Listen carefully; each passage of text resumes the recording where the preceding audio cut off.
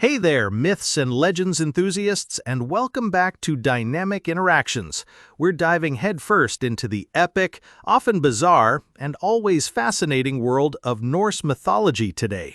Now, if you find yourself enjoying this journey through ancient tales, and only if you truly want to, then feel free to hit that like button and subscribe for more mythic content. No pressure, just good vibes and great stories. All right, buckle up, because we're going way, way back. Before there were gods, before there were giants, before there was even a single squirrel hoarding nuts, sorry, Ratatoskar, your time will come, there was, well, not much. Imagine, if you will, a cosmic void. Not just any void, mind you, but a really big one. This was Ginnungagap, the yawning void. Picture the emptiest space you can possibly imagine, then make it emptier. That was Ginnungagap. It was so empty, even the echoes got lost. Now, on one side of this glorious nothingness was Niflheim, the land of mist. Think of it as the ultimate freezer, perpetually shrouded in swirling mists and biting cold. 11 rivers, called the Ylvigar, flowed out of a perpetually bubbling spring within Niflheim called Ymir. These rivers, made of venomous ice, flowed into Ginnungagap, slowly, steadily, like a cosmic ice cream truck that only sold brain freeze. On the other side, we had Muspelheim, the land of fire. This was the exact opposite of Niflheim, a realm of scorching heat, blazing flames, and a giant named Surtur who just really loved fire. Like, really loved it. He was basically the universe's first pyromaniac, just patiently waiting for his big moment. So you have extreme cold on one side, extreme heat on the other, and a vast, empty chasm in between. What do you think happens when these two extremes meet? That's right, a cosmic dance party of creation.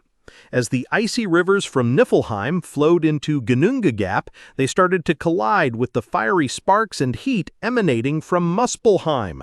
The ice began to melt, creating primeval drops of water. And from these drops, life began to stir. Not just any life, mind you, but the very first living being in all of existence, the colossal giant Ymir. Now, Ymir wasn't your average giant. He was a primordial being born from the mingling of ice and fire. He was so big, he probably had his own zip code. And what did Ymir do first? He slept. A lot. Which honestly sounds pretty relatable. While he was catching some serious cosmic Z's, something even stranger happened. From the sweat that gathered under his left armpit, yes, his armpit, a male and female giant spontaneously generated. And from his legs, a six-headed sun emerged. I told you it was bizarre. This was the very beginning of the Jotnar, the race of giants, and they were already off to a very strange start. But Ymir wasn't alone in the Ginnungagap for long. As the ice continued to melt and drip, another being emerged. This was Audhumla, the cosmic cow. And what does a cosmic cow do? She nourishes. Audhumla started to lick the salty ice blocks, and as she licked, a new being slowly began to emerge from the ice. On the first day, hair appeared. On the second, a head. And on the third day, the whole being was revealed. Búri, the very first Aesir god. Búri was quite the fellow. He was strong, wise, and most importantly, he had a son named Bor. Bor then went on to marry Bestla, one of the giantesses, and together they had 3 sons, Odin, Vili, and Ve. These 3 brothers were about to change everything. Now imagine the scene. You've got this enormous, snoring giant, Ymir, constantly creating more giants from his bodily fluids, and then you have this newly formed family of gods just trying to figure out their place in this chaotic, nascent universe. Odin, Vili, and Ve looked at Ymir, and they looked at the increasingly crowded Ginnungagap, and they thought, you know what? This place is getting a little cramped, and this giant is a bit of a slob. So, in a move that might seem a tad extreme but was apparently necessary for the creation of the world, Odin, Vili, and Ve decided to, well, dispatch Ymir. Yes, they killed the primordial giant. And this is where things truly get epic. From Ymir's enormous body, the entire cosmos was created. His flesh became the earth, his bones became the mountains, his teeth and shattered bones became the rocks and stones. His blood, oh, his blood, it flowed so much that it created the oceans and seas. Imagine a bloodbath of cosmic proportions, and you're getting close. So much blood flowed that it drowned most of the other giants, creating a giant-sized cleanup operation that must have been a nightmare. Only a few, like Bergelmir and his family, managed to escape the deluge by hopping onto a wooden chest and floating to safety. Talk about a close call. Ymir's hair became the trees and vegetation, his brains were tossed into the air and became the clouds, and his skull? That became the very dome of the heavens, held aloft by 4 dwarves, Nordri, Sudri, Ostri, and Vestri, who stand at the 4 cardinal points. His eyebrows? Those became Midgard, the realm of humans, a protective barrier to keep the wild giants out. They were basically the original bouncers for humanity. And what about the sparks and embers flying out of Muspelheim? Those were gathered by the gods and placed into the sky, becoming the stars, the sun, and the moon. They set them on their courses, establishing the cycles of day and night, seasons, and time itself. So, now we have a world, a brand new shiny world made from the bits and pieces of a giant. But a world needs inhabitants beyond just gods and the surviving giants. One day, Odin, Vili, and Ve were walking along the seashore. They found 2 logs of wood washed up on the shore. One was an ash tree, the other an elm. Now, instead of just using them for a bonfire, which would have been a wasted opportunity, they decided to get creative. Odin, being the wise one, breathed life and spirit into them. Vili gave them understanding and movement, and they gave them speech, senses, and the ability to hear.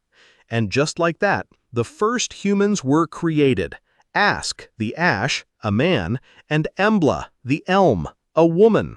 They were placed in Midgard, the realm prepared for them, and they were given the task of populating the world. Now, with the world and humanity created, the gods had a big job on their hands, organizing this whole cosmic mess. And this brings us to the 9 realms, all connected by the mighty world tree Yggdrasil. Think of Yggdrasil as the universe's ultimate superhighway, a giant ash tree whose branches and roots reach into every corner of existence.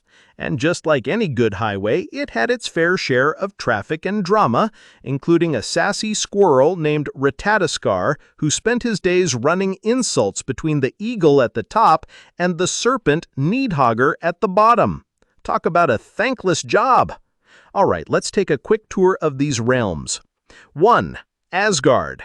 This is the realm of the Aesir gods, ruled by Odin. It's home to magnificent halls like Valhalla, where brave warriors feast with Odin, and where Heimdall, the ever-vigilant guardian, watches over the rainbow bridge Bifrost. 2. Vanaheim, home of the Vanir gods, another tribe of deities associated with fertility, wisdom, and prophecy. They had a bit of a war with the Aesir once, but it ended in a truce and an exchange of hostages, proving that even gods sometimes need a good peace treaty. 3. Alfheim, or Los Alfheimer. This is the home of the Light Elves, beautiful and radiant beings. They're basically the supermodels of the Norse cosmos, all grace and light. 4.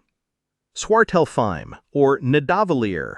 This is the domain of the dwarves, master craftsmen and miners who dwell underground. If you need a magical hammer or an unbreakable chain, these are your guys. Just don't ask them to hurry. Artistic perfection takes time. 5. Midgard, our world, the realm of humans, protected by Ymir's eyebrows. Still sounds weird, doesn't it? It's connected to Asgard by the shimmering rainbow bridge Bifrost. 6. Jotunheim, the land of the giants, Jotnar. They're often in conflict with the gods, causing all sorts of mischief. They're not all inherently evil, but they are often wild and chaotic. Think of them as the rowdy neighbors who always turn up uninvited to the cosmic barbecue. 7. Niflheim. We've met Niflheim, the primordial realm of mist and ice, where the dead who don't go to Valhalla or Folklanger might end up. It's also home to the dreadful serpent Nidhogger, who gnaws at the roots of Yggdrasil. Talk about a bad headache. Muspelheim, the land of fire, guarded by Surtur. This is where Ragnarok, the end of the world, will begin. When Surtur swings his fiery sword, you know things are about to get real. And Helheim, the gloomy underworld ruled by Hel, Loki's daughter. It's a place for those who die of sickness or old age, a somewhat dreary but not necessarily evil place. It's like the cosmic waiting room for the afterlife, with a very strict bouncer. With the realms established, the gods settled into their roles. Odin, the All-Father, became the chief god, known for his wisdom, his single eye, which